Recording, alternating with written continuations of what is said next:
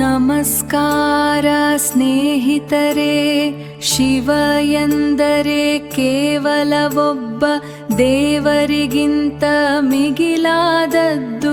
ಶಿವ ಅಂದರೆ ಒಂದು ಚೈತನ್ಯ, ಅದು ನಮ್ಮೊಳಗಿರುವ ಜೀವಂತ ಅರಿವು.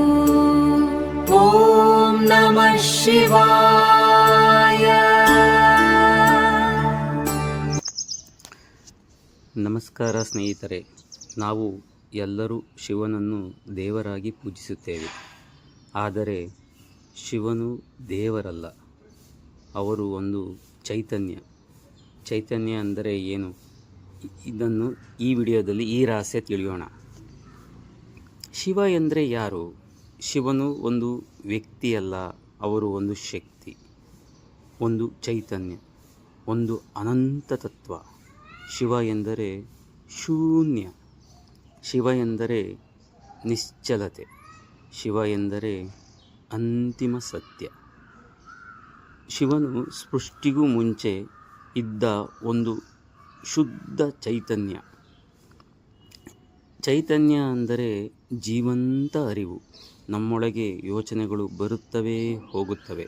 ಆದರೆ ಆ ಯೋಚನೆಗಳನ್ನು ಗಮನಿಸುವ ಶಕ್ತಿ, ಆ ಶಕ್ತಿ ಏನು? ಅದೇ ಶಿವ ತತ್ವ.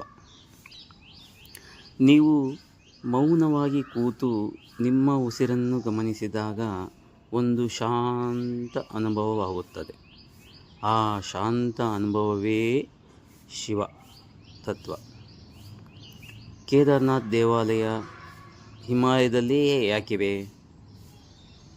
ಹಿಮಾಲಯದಲ್ಲಿ ಮೌನ ಮತ್ತು ಶೂನ್ಯ.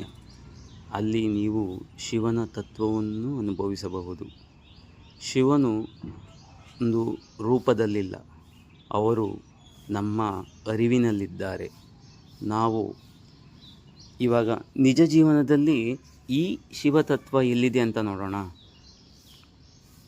ನಾವು ಕೋಪಗೊಂಡಾಗ, ಅಶಾಂತಿಯಾದಾಗ ಸುಮ್ಮನೆ ಶಿವನನ್ನು ನೆನಪಿಸಿಕೊಳ್ಳಿ, ಮೌನವಾಗಿರಿ, ನಿಮ್ಮ ಉಸಿರನ್ನು ಗಮನಿಸಿ, ನಿಮ್ಮೊಳಗಿನ ಚೈತನ್ಯವನ್ನು ಅನುಭವಿಸಿ. ಅದೇ ನಿಜವಾದ ಶಿವಭಕ್ತಿ. ಶಿವನು ದೇವರಲ್ಲ, ಅವರು ನಮ್ಮೊಳಗಿನ ಚೈತನ್ಯ.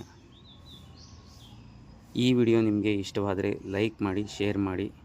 ಓಂ ನಮಃ ಶಿವಾಯ. ಓಂ ನಮಃ ಶಿವಾಯ.